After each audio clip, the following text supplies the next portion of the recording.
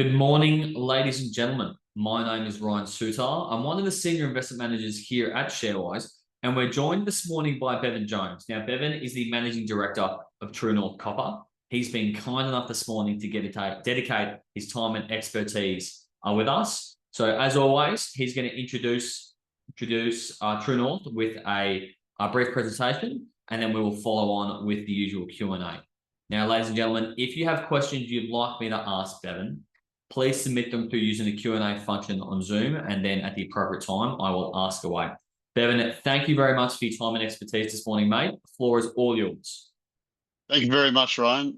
It's great to be here. Look, it's been an exciting time for True North Copper the last couple of months. We've been through the voluntary administration process. We've recapitalised. We relisted on the ASX, and you know, look, since that time, we've been working very, very hard to get our exploration program underway. So it's a great opportunity for us to be able to share that story with everybody, and I'm looking forward to it. I'll just load up the presentation, and we can go through that. Okay, so what we are trying to really pull together what is a significant copper play in Queensland. The really important thing about True North Copper is all of our assets are in a Tier 1 jurisdiction in the highly prospective Mt Isa Cloncurry region. And look, it's a great place to be. We're in elephant country. There's a lot of already operating mines in the region. And it's an area that is ripe for consolidation. Okay, so the areas that we're working in at the moment are unlocking the potential at Mt Oxide. So we have our Mt Oxide asset, which is a greenfields exploration target. The Mt Oxide asset is within 30-40 kilometres of 29 Metals Capricorn Copper Project. So it's right next to an area that has been mined for the last 20 or 30 years. It is a high-grade prospect. We've done some drilling in the region. Last year we've done some geophysics, and we've had some great results. And we're going to start moving into that exploration phase this year with the drills. We also had our Cloncurry Project, which is a brownfield site right next to the town of Cloncurry. We started ramping up production. We've had to pause that. And this year we've seen some great results in our geophysics work that we've been doing, and we're going to start moving into drilling very, very soon. And look, one of the important things of the recapitalisation, we've got a new management team on site. Paul Cronin has joined us, and we're very, very focused on regional consolidation. So there's a lot of exciting things happening with True North. In terms of our projects, I've sort of touched on them. Right next to Capricorn Copper, our Mt Oxide project is our greenfields exploration. We'll be focusing on that, and also our Cloncurry project, which sits right in the middle of all the other copper producers in the area, including Ernest Henry, Copper Resources Australia. Look, our complex is been in operation for over 100 years, and we're still finding exciting new leads in the exploration that we've been doing, you know, as recently as this week. In terms of where to from here, you know, we talked about Paul Cronin joining the board. Paul brings with him a huge amount of experience in financial markets, about focusing on consolidation. He's one of the few people that I've ever met that's been able to actually take an exploration project from pure exploration up into an operating mine. He's done that twice, so like that's a tremendous achievement. He's in the process of relocating from Europe back to Australia, to live in Queensland, and it's been really exciting times having him leading the TNC ship for the last month or so. We've been really working hard to really put some rubber on the road and honour our commitments that we made to the market during our recapitalisation phase, and we're well on the way to that. We were joined during the recapitalisation by Glencore. So Glencore is a strategic partner within True North Copper. It has brought a tremendous amount of stability to what we're trying to do. Opens up a lot of avenues for us to look at consolidation by having them within our portfolio. We have obviously a backstop of our milling and metal offtake agreements with them, but they're also very instrumental in us looking at this regionally as well. We were able to retain Tembo through the process, the recapitalisation process. But look, in terms of shareholders, our shareholder registry has the top 20 has decreased. There's less people who are sorry, I'll start that again. It hasn't decreased because obviously the top 20 is still the top 20. But what we've seen is less of our shareholders are sitting within the small numbers and more of them in the larger numbers. So that's a step forward in that direction. Okay, so what we've been able to do with our ramp up to exploration, which sees us putting some RC drills on the ground. We are in the process at Cloncurry looking at near mine exploration targets to help us optimize the mine plan. We are look, we had a plan that we were working on prior to voluntary administration. One of the things that's happened with the recapitalisation is it's given us an opportunity to stop, pause, and rethink and look at the scale of that mining plan. And we are at the process at the moment of coming up with a new strategy to be able to bring the operation back online next year sometime. So what we are trying to do is look at what are the various options in the region for increasing our throughput. Our original plan was based on 1 million tonnes per annum. We really need to be looking at a larger scale operation, and there is a number of players in the region that are ready for consolidation, including the Copper Resources Australia asset, which we have a memorandum of understanding with them prior to recapitalisation to look at consolidating that organisation and using their facilities to process our ore. So look, some exciting times happening in that within the Cloncurry area, and we're really keen to progress those options.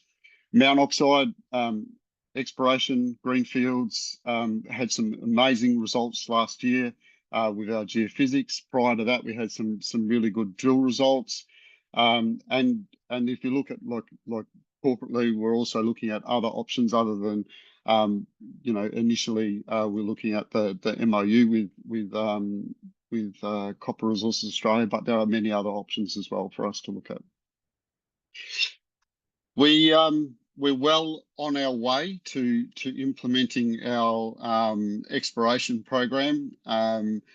This year so far, we've met all the targets that we had on our critical path. We've been able to start the geophysics last week on site at Cloncurry, which is helping us focus down our target areas and make sure that where we do our drilling is the biggest bang for a buck. So we had some areas that still needed some further refinement. So we've been busy doing that as well. The results are still pending, but they've been very, very encouraging to date. And it's been awesome to see the preliminary results. We'll be able to go to the market in the next week or so and let everyone know how that's going. We're very close to awarding our RC drilling contractor program, which will see about 3,000 meters drilled in March, April within the Cloncurry project, most of it focused around the Great Australia area. And then it will move to our operation at Mt Oxide, where we will drill about 7,500 meters of RC drilling in that region as well. So we were able to really pull together a program that will test all of our very highly prospective areas within those two locations. And then once it's finished at Mt Oxide, the expectation is for that rig to come back and to drill at two other areas within Great Australia or within the Cloncurry area, the Wallace North, as well as at Salisbury.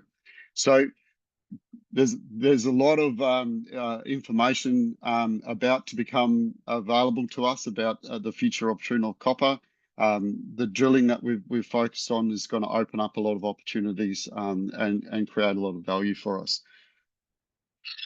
We have continuing to do geophysics work around Great Australia, as well as Wallace, Weinberg, and Salisbury. That work has started. We're about to award the contract for the Flem survey, which will kick off at Wallace North as well. So in the background, the highly technical geophysics work that we're doing that helps us pinpoint our drilling is going on in the background, and then our drilling campaigns starting at Great Australia, then moving forward to Mt Oxide, and then Wallace North and Salisbury. So look, this next 12 months is very exciting. We're going to see some really great results coming out of that drilling, and it's, you know, the first lot will kick off very quickly. We're doing the pre-works at the moment, busy doing the drilling.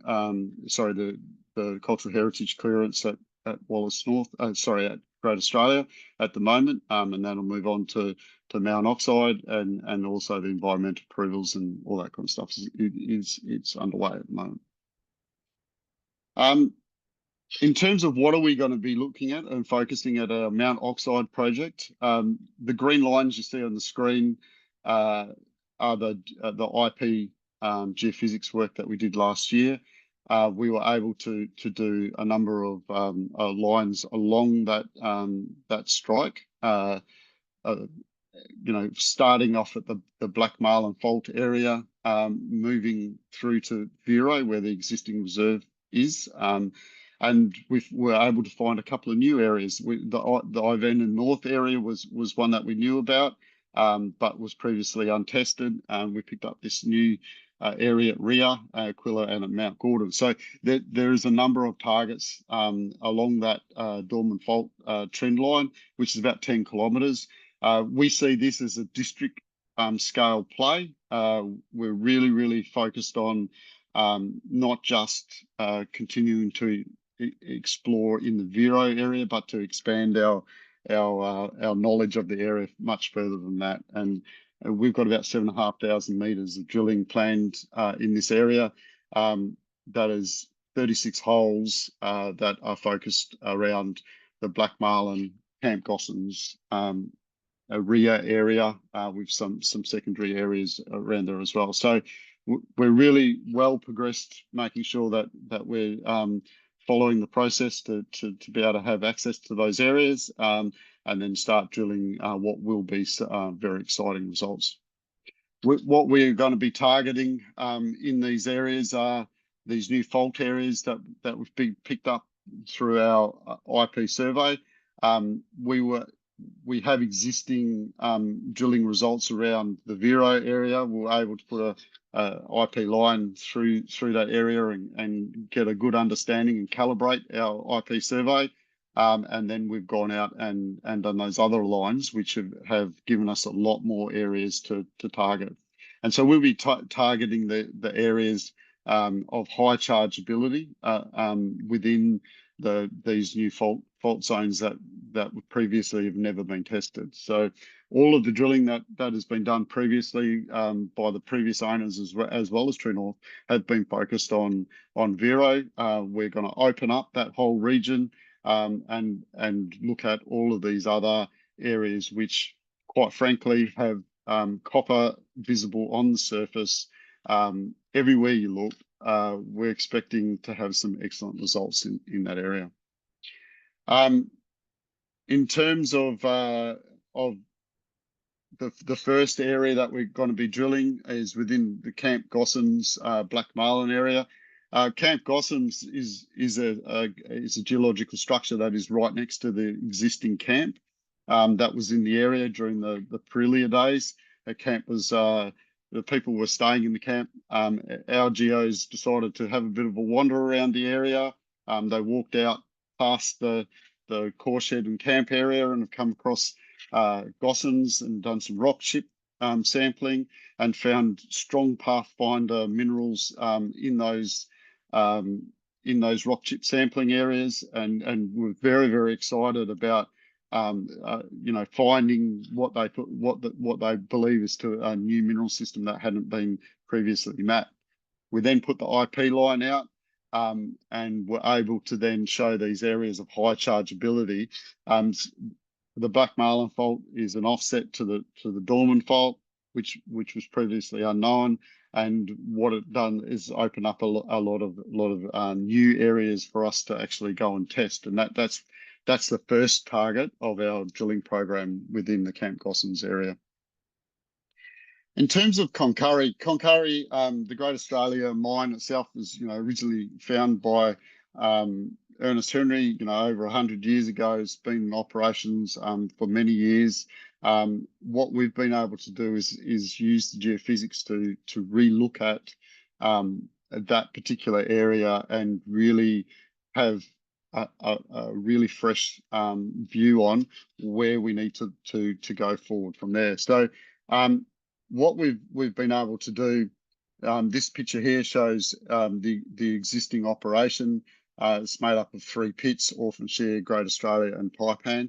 And we've been able to do some geophysics in the areas that's really opened up the probability of mineralization that sits in between the existing operation between Taipan and Mongoose. Taipan and Great Australia, and then on top of that, in that Copperhead area, we've been out. The geophysics has pinpointed some other areas, along with other regional drilling that sits outside of our boundaries along the edges there.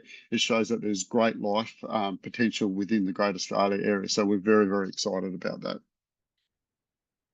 This shows the targeting that the first drill holes that we drill will be into target B and target D. These high chargeability anomalies also have drilling in the target, the Taipan resource, so we're able to calibrate the IP results and really narrow down, so we get the biggest bang for a buck for the drilling that we do. We're also looking at Wallace North, which has some high areas of high probability that we're going to target, including 2 plates which sit north of the current operations at Wallace North. So Wallace North was where we were operating last year. There's a 500-meter drill hole that we're planning to drill in this region to test those plates and the Wallace North at depth. So at the moment, Wallace North is an open pit deposit. Our drilling has shown that it's still open, at depth, and these drill holes are going to continue to test that. You can see here, these are the 2 conductivity plates that our IP survey has identified, and our intention is to drill a hole that goes through both those plates and intersects the mineralization at depth within the current Wallace pit shell. But on the right hand side, you'll see there that doing the survey, we've also found a couple of other high chargeability anomalies, which are definitely areas of high interest for us as well. So every time we do these surveys, we're learning more and more about the geology in the area, and look, the opportunities just keep coming, and it's been a great result. Okay, so look, I guess I'll stop sharing and hand over to you, Ryan. I've given you a 20-minute update of where we are with TNC, and let's open up to questions. Bevan, thank you very much for the presentation. Found it very informative and appreciate just the outlook on how things are tracking. So, obviously, I've got a couple of questions from myself as well as some questions that have been submitted by registrants. I'll kick some things off. So, obviously, realistically, Bevan, what were the key factors that led to TNC leading into voluntary administration, and what steps have been taken to realistically mitigate future risk and ensure nothing like this happens again?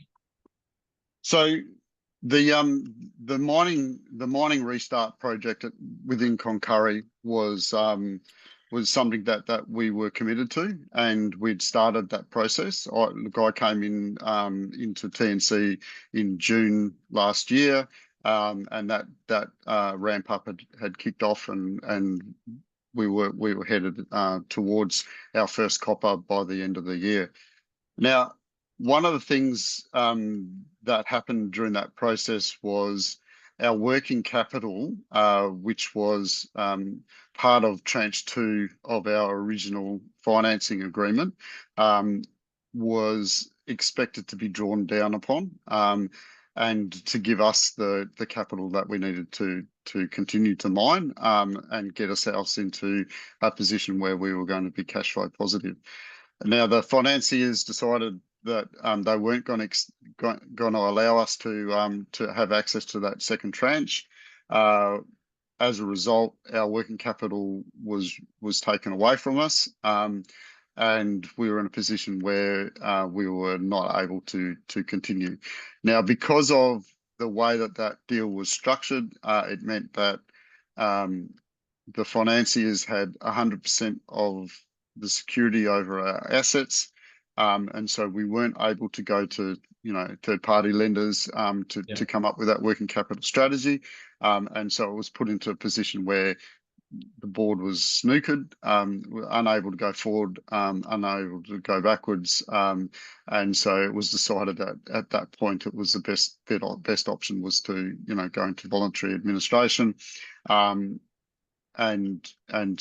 try to work out our way from there, which has been an amazingly complicated process, but True North Copper has emerged from that after being able to raise over $50 million worth of new capital, which was able to pay out the debt to the original financiers. So TNC is now unencumbered by debt as such, and was able to come out of that with a large amount of money, almost $20 million, to focus on this exploration refocus, and to look at restarting the mining operations in the future with the information that we get from the drilling that we're doing, and also with a revised mineral inventory. So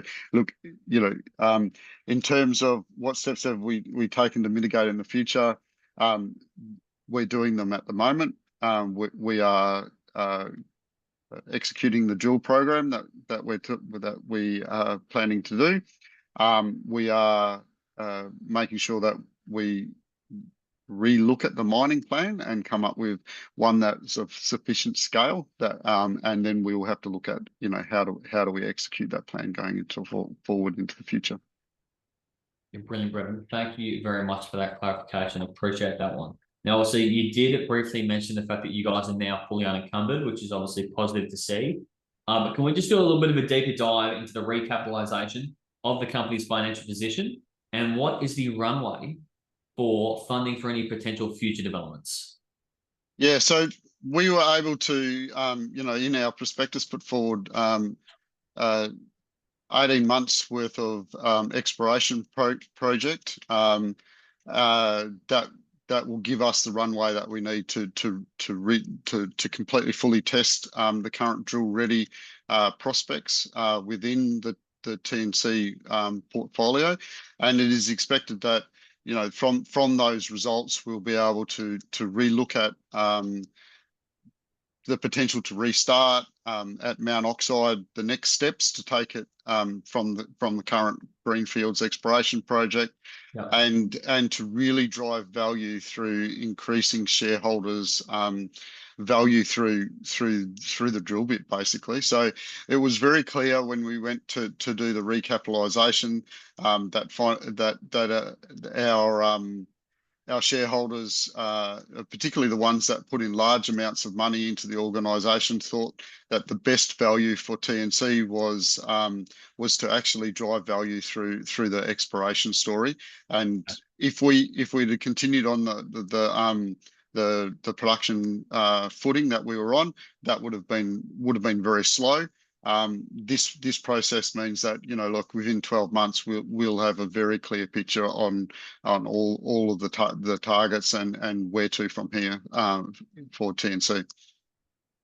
Brilliant to hear. Now, obviously, you guys have a revised business strategy as explored, which focuses on exploration as opposed to mining at current stages. Can you elaborate briefly on the rationale behind this shift and what are the key milestones and timelines for True North's new strategy in 2025? Yeah, so look, the strategy is to grow shareholder value by discovery and increasing our current mineral reserve. So we are going to focus very heavily on drilling out the known deposits within our Great Australia area, which is our home. That's the asset where we've got our facilities and our infrastructure. So near mine exploration, and really get to know and understand what that project could be and the size and capacity that could be. We also focus at the district scale play that we have at Mt Oxide, and opening up our knowledge of our entire lease package there, rather than focusing just on the Vero area, which has been the focus up until now. And like I said before, everywhere you go along that Dorman fault line, we see visible copper on the surface. It is just highly prospective, district scale, and we really need to get those results back, because very excited about what we're going to see from that. And then further on that, is the regional consolidation story that we've been talking about. Without the scale with the 1 million tonne per annum limit that we had to toll milling previously, it does limit the size of the mining operation that we were able to previously look at. We want to look at that in an unconstrained format where we're talking about 2-3 million tonnes per annum. To do that, we've had to look at facilities outside of our own, and we continue to do that. And look, it's an exciting space to be within that Cloncurry area, and there's a lot of opportunities for that regional consolidation. All right, well, thank you for that update, and I look forward to future updates. Now, realistically, obviously, being in the area you guys are in, there are obviously going to be external risks and challenges. Now, on that, what specific external risks and challenges lie to the region that TNC has identified, and what strategies are in place to ensure True North's copper long-term sustainability? So, look, externally, when you look at the big picture, one of the very limiting factors in the region, and some of the things that have limited consolidation in the past has been, I guess, the environmental regulatory framework has been difficult and tough to work in.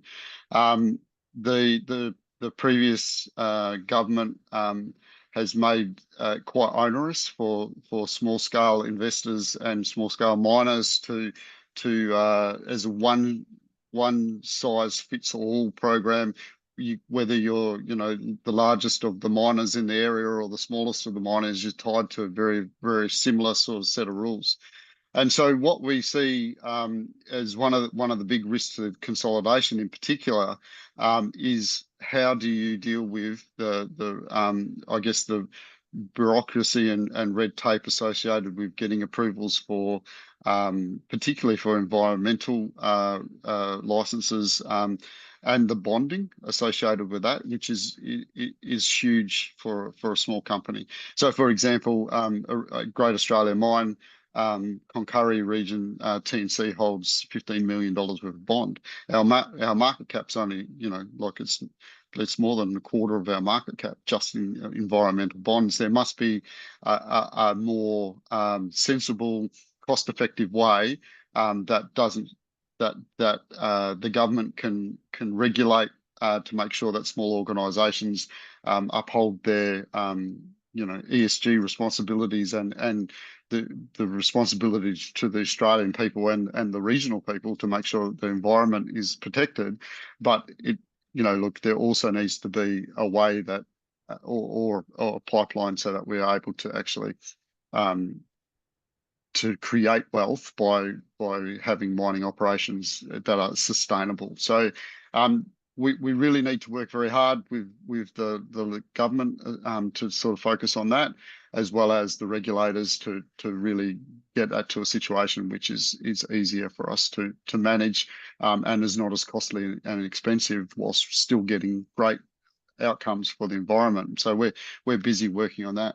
We also have to work in with our the local community. Obviously, the going into voluntary administration has left some of our local community people out of pocket. Just the process of the administrators taking over finances, holding the cash associated with that, means that there's a number of people that are still waiting to be paid. And unfortunately, at the same time, Copper Resources Australia also went into voluntary administration. So they're the two closest operations to the Cloncurry region. And so you look at that and say that's a terrible blow to the Cloncurry region in terms of employment. Just in terms of employment, more than 300 people lost their jobs through that process. But then on top of that, if you look at, there's a lot of creditors associated with that. So it is important for us to be able to work through that process, because the people who live in the community are the people that we want to work with, and we want to have a great relationship with them. And it is a little bit difficult when obviously the spectre of, unpaid money sits over there. In some respects, we're a little bit tied to the voluntary administration process. Money was swept up through that process to pay them. We just have to wait for that process to work its way through, and hopefully we'll get to the other side, and people will see the value that True North Copper is able to offer the region, and we'll continue to work with the local people to make sure that we are adding value and a good corporate citizen for the region. Okay, well, I'm sure investors really appreciate that answer there. Now, just one last one from me. Now, obviously, the Australian market is full of junior miners and junior explorers. What makes True North Copper a compelling investment as opposed to another copper-focused explorer or miner? Yeah, so we are one of the few organisations that is 100% Queensland, 100% North West Queensland, and 100% copper focused. Okay, so look, everything that we're doing is focused on that region. We are we're fully committed to working within what is a tier 1 jurisdiction. We have some very big neighbours and people who are working with us to make sure that we're successful.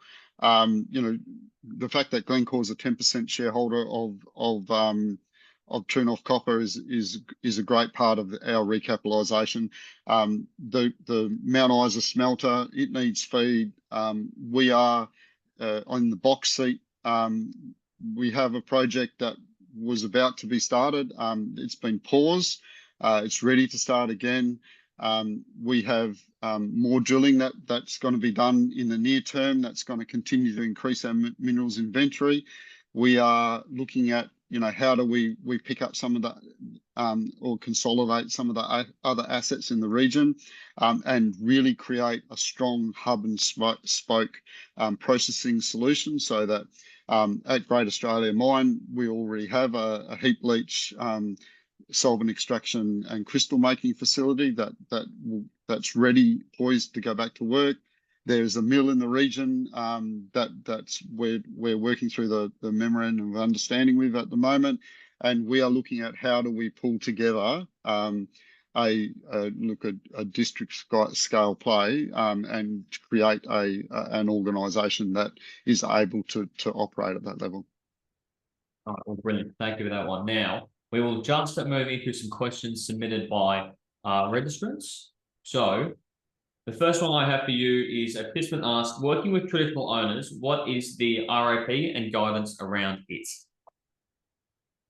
So I'm assuming a RAP is a reconciliation action plan, which is with the traditional owners. So one of the look, it was last year was awesome opportunity for me personally and for TNC to be involved in the native title determination that happened at Chinaman Creek within Cloncurry last year, where the federal court has actually officially made the Mitakudi and Maya, or recognised the Mitakudi and Maya people as the traditional owners of that area. That it was heart-wrenching to see the emotion displayed by the people there, the journey that they've gone along to get to, multi-generational journey, and look, takes so long that some of the people who started that process are not there at the end, So it was awesome to see that determination being made last year, and is a real step forward. So because True North Copper is, it's a local company, it's local to Queensland, local to that region. Those people and creating a better life for those people is really important to me personally and to the organisation. So we've been working very hard with the traditional owners to come up with, processes and ways to be involved in improving the people of Cloncurry and the general region's outcomes, life outcomes as best we can. Bearing in mind at the moment we're an exploration company, but look, we have big views that's only a temporary, and we'll be moving from that in the future. Oh, brilliant! Thank you for that one. Now, just moving on. Desmond asked, when is TNC likely to be relisted and back trading on the ASX?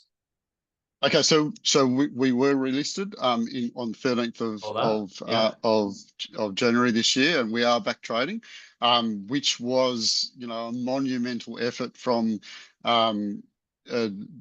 the group associated with that. So the administrators, the TNC board, and also Canaccord and Morgans were involved in pulling together what was, an amazing result of over $50 million worth of recapitalisation that was focusing on this new story. So yep, that's happened. That's all good. Previous shareholders of TNC had their shares consolidated. Yeah. But look, we're back listed, traded, and we're moving. Brilliant. All right, moving on. With the top 20 shareholders holding just over 82% of the stock, are there plans in place to further expand the shareholder base? Listen, we always are trying to do that. I guess the recapitalisation was a situation which caused I guess a concentration of the ownership of those shares. Retail investors, particularly existing investors, have struggled with the pivot from going into operations to going to exploration. But look, I think that one of the things that we'll be trying to do into the future is to show people the progress that we've been making sure we keep everybody up to date, and so that people who are less familiar with what we're trying to do or can really see and understand the direction the company's going and can see what we're trying to build and be a part of that. Obviously, the institutional investors, they picked up that and ran with it during the recapitalisation, and now I guess we've got to bring everybody else along on that ride as well. Of course, thank you for that one. Another one here is regarding the resources on the ground. Are you fully resourced for forward drill programs, or with ceased production, are you comfortably resourced? So I'm gonna answer this in this way. So during the voluntary administration process, TNC was downsized dramatically, and the reason for that was to reduce the holding costs. And so we are now at a situation where we're probably at the lowest point of resources that we'll be at, and going forward, as we need additional resources, we're bringing them in. And we're doing that in a very cost-effective manner. So, look, it's a smell of oily rag structure at the moment, and as we need resources, we're bringing them in. So our geological team is growing at the moment to help us execute the exploration plan. We'll bring in the contract drilling organisation to do the drilling. And we're going to continue to be very prudent with the money that we raised that didn't go to paying off the debt, to make sure that we get absolute best bang for our buck and the most amount of rubber on the road over the next 6 to 12 months. Oh, thank you for that. Now, on the topic of raised capital, an individual asked, obviously on page 4 of the presentation, you mentioned having cash of 18 million with restricted cash of 15 million. Does this infer there's only $3 million worth of working capital? No, that's not correct. So the $15 million is held in a bond by the government, and that is separate. So the working capital is the 18 million. All right, thank you for that one. Now, I think we've just got one more before we look to wrap things up. And participant asked, what is the catalyst for restarting mining? Is it larger resource to gain finance/investment to mine? So the catalyst is coming up with a plan that is more robust and solid than that ensures that execution is successful. Okay, yeah. So look, if you looked at what caused us to have to pause, and it was lack of capital at that particular point in time. So we would need to come up with a very compelling story to be able to raise the capital required to go back to work. And so the original story worked, and it was the trajectory we were on was following that story. What we're saying now is this is giving us the opportunity to pause and to rethink and come up with a more robust plan that may include an increase in size and scale, which will help through that process. And to make sure that we dot the T's dot the I's and cross the T's to make sure that technically everything that we're trying to do is achievable, and it's not just achievable. It's we're going to knock it out of the park. Yeah. All right. Well, I'm sure investors are going to appreciate that reinforcement there. Just another one just be submitted. An individual asks, are there still going to be opportunities for crushing and transport companies? Yeah, look, absolutely. So doesn't matter what story we are going forward.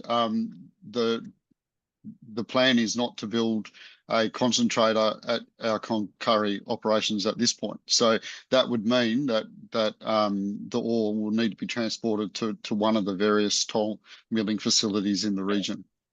Oh, brilliant. Well, Bevan, that about wraps everything up for us this morning. Before we close it out, is there anything you'd like to leave investors with? Yeah, look, it's been a tumultuous period last year, and there's a lot of people who have stuck with us. And look, I personally want to say thank you to those people that have stuck with us and have believed our story and have continued to support us. I think in the next sort of 6 to 12 months, you're gonna get a really good window into why you've done that. And we'll also be working hard to convert people who have decided not to stick with us because it's a compelling story, True North. It fits into the federal government is very committed to, or they say they are at least, committed to keeping the Mt Isa Cloncurry region vibrant, to making sure that we have a copper story because it's a critical mineral, making sure that that TNC is first and foremost, and part of that story is what the TNC board is working on at the moment. And it's a great investment opportunity at the moment to enter in at this point before we really start seeing the results of our exploration drilling program. All right, Bevan. Well, thank you very much for your time and expertise this morning. Really appreciate it. Ladies and gentlemen, thank you very much for your time. Enjoy the rest of your day. Cheers.